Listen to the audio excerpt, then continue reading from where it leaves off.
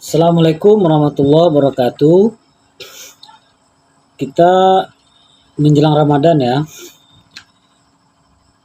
Saya sudah buat berupa tulisan, judulnya antara air limau dan nas, telaah ilmiah atas balimau menjelang Ramadan. Tentu ini lebih spesifik ke daerah masyarakat Minangkabau ya. Yang baik sudah baca tulisan atau belum tuh ada di beberapa platform, kita post di Facebook terutama.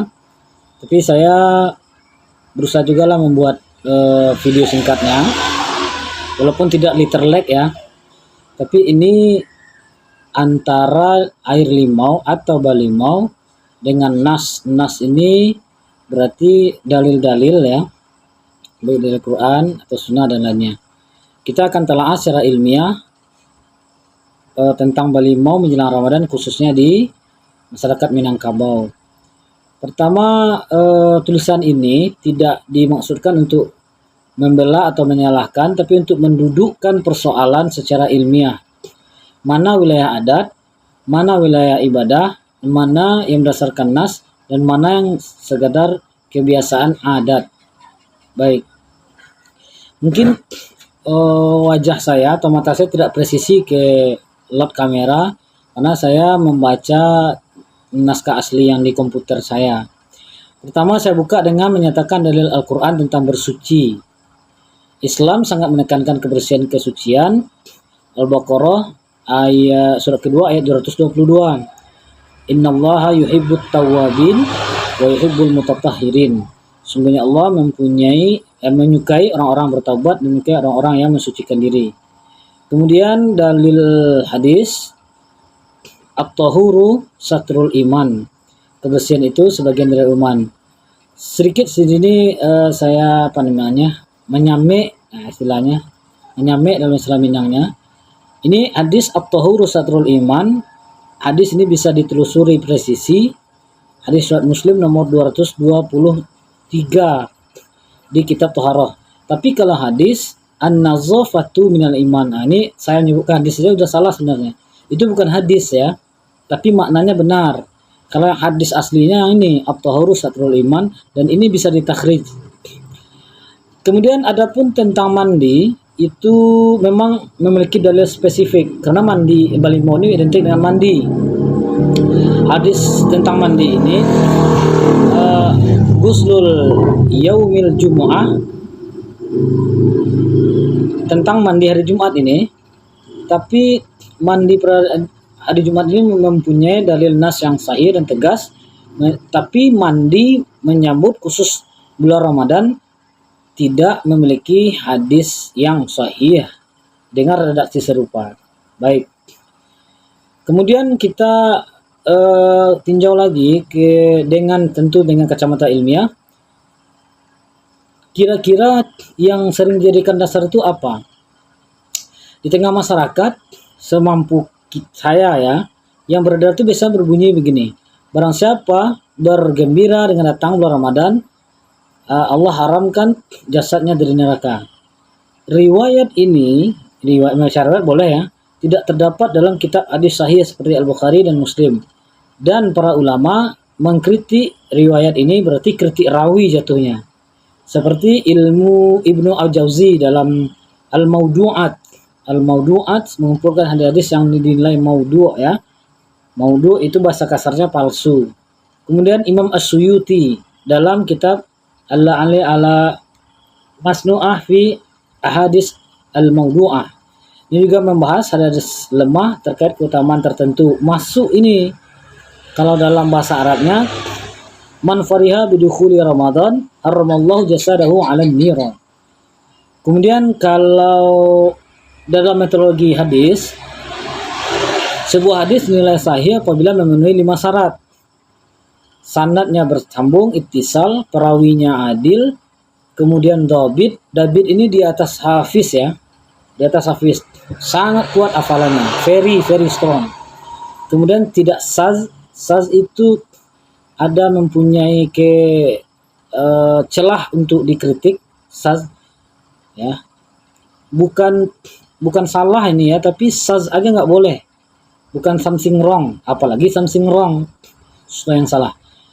Kemudian itu tentang saznya ya, itu harus memenuhi itu kalau dinilai untuk ke derajat sahih. Kalau hasan nanti lagi beda lagi sedikit. Ini kita bicara dalam mustalah hadis, tapi kita tidak akan terlalu lebar tentang masalah mustalah hadis. Kita kembali ke riwayat tentang mandi khusus menyambut bulan Ramadan yang pada umumnya tidak memenuhi kriteria tersebut. Sanadnya banyak terputus seperti yang tadi, atau mengandung rawi yang majhul ya, atau yang ada di indikasi menggunakan atau terdapat saznya. Ini bisa juga, ini nggak tertulis dalam tulisan yang saya post ini ya, ini panjang lagi, masuk kita ke kritik rawi, pakai ya banyak lagi ilmu di sini ya, bisa juga dengan kritik rijal dan lain-lain. Nah, lalu ini intinya posisi balimo dalam keadaan fikih tadi, dalam benang yang kita tegakkan dengan hadis ternyata nggak ada.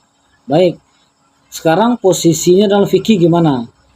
Lalu kita harus berikan dulu pondasi fikih. Pondasi fikih itu kalau kita mau takrifkan tentu pakai usul fikih. Ya, kaidahnya adalah as-aslul fil adat al-ibahah. Hukum pada adat pada dasarnya boleh. Kira-kira begitu. Kemudian al-adah muhakkamah. Adat dapat saja menjadi pertimbang hukum. Ingat, begitu hebatnya ulama usul fikih, adat tidak langsung menjadi hukum, tapi pertimbangan hukum. Makanya kalimat dipakai muhakkamah. Ini teori bisa ditelusuri, bukan asalan takrif ini. Banyak takrif bisa dipakai sebenarnya, tapi saya ambil yang lumayan selamat lah. Bisa ditelusuri ke Jalaluddin Asyuyuti dalam Al-Ashbah wan Nazair halaman 119. Lalu intinya balimau secara historis lebih dekat kepada wilayah uruf atau adat, kayak kebiasaan, daripada wilayah mahdah. Wilayah mahdah ibadah yang sudah ada tuntunannya dan lain sebagainya. Sementara lebih jauh kalau kita masuk ke proses Islam datang ke Minangkabau, ini akan mengandung wilayah argumentatif, tapi yang paling selamat aja saya sampaikan itu abad 14 sampai 16. Ini kita tidak fokus bahas ini, tetapi ini penggambaran yang aman aja. Nanti ada yang mengatakan masuk tanggal abad 7, abad 10 itu bukan wilayah itu tulisan kita sekarang ya. Yang paling selamat dan umum juga itu melalui pesisir Pariaman, Padang, pesisir. Kemudian berkembang melalui jaringan surau di daerah Dare, Bukit Tinggi, Panjang dan lain. Makanya ada adagium, ini nggak ada tertulis dalam tulisan saya, tulisan ini ada mendaki, Sarak mendaki, ada menurun. Mendaki ini dari pesisir, dari wilayah Pariaman, mendaki dia ke wilayah Dare, Bukit Tinggi, Padang Panjang dan lain sebagainya. Oke. Tradisi mandi pencucian ini kemungkinan ini diidentifikasi ya. Bukan identifikasi, diasumsikan baru. Belum identifikasi murni, dikenal sebagai budaya masyarakat sebelum Islam menguat. Oke. Ketika Islam berkembang, maknanya diselaraskan dengan semangat pencucian diri menjelang bulan Ramadan. Lalu penilaian dalam 5 hukum Islam, 5 hukum dasar. Yang pertama wajib, sunat, makruh, mubah, haram. Balimau apakah masuk wajib? Jawabannya tidak. Balimau masuk ke sunnah juga tidak, mandi menjelang bulan Ramadan. Balimau masuk kepada wilayah makruh juga tidak. Tidak ada yang menimbulkan aspek negatif di situ, dan tidak ada dalil langsung direct dalil ke situ juga nggak ada. Kita nggak bisa juga mengada-ngadakan. Lalu dapatkah dia dijadikan haram? Bisa. Nah, ini jawabannya. Bisa dengan praktikalnya. Apabila melanggar batas syariat seperti membuka aurat, campur baur tanpa adab, ini melanggar nanti hadis riwayat Muslim nomor 338. Bisa dicek. Janganlah seorang laki-laki melihat aurat laki-laki lain, jangan perempuan melihat aurat perempuan lain. Laki-laki sama laki-laki saja dilarang. Ini kalau sarah hadisnya ini panjang, tapi ini pas untuk dalil yang kita pakaikan dalam pelanggaran batas syariah. Lalu boleh kita tinjau sedikit perspektif ulama Indonesia dan Minangkabau. Saya masukkan di sini Buya Hamka. Ini buku beliau, Adat Minangkabau Menghadapi Revolusi, Pusaka Panjimas, cetakan 94, halaman 98 sampai 102. Tegas beliau mengatakan, ini adatnya yang dikomentari, adat boleh dipertahankan selama tidak bertentangan dengan tauhid dan dengan syariat. Kemudian ini agak terbaru, Muhammad Quraish Shihab ya, dalam wawasan Quran, penerbit Mizan tahun 96, halaman 385, 387 sampai 387, juga hampir sama, ekspresi budaya Islam berbeda sesuai lokalitas selama tidak dianggap bagian dari ritual ibadah dan sampai mewajibkan agama. Ini kata Pak Quraish Shihab.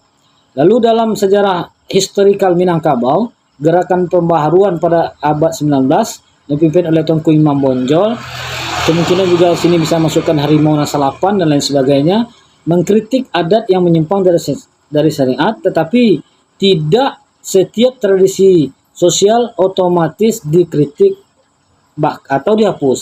Jadi tidak semua, ini butuh lihat konteksnya apa, nggak bisa main hajar saja ya.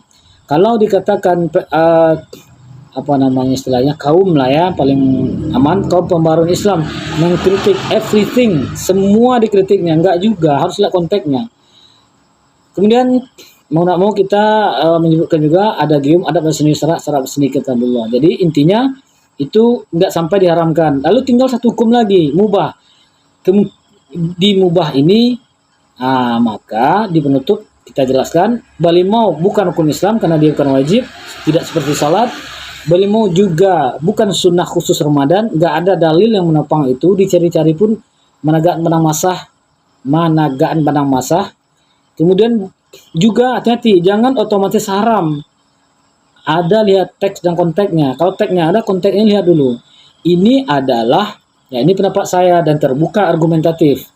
Ini adalah adat yang hukumnya kembali kepada cara pelaksanaannya yang mempunyai hukum dasar mubah.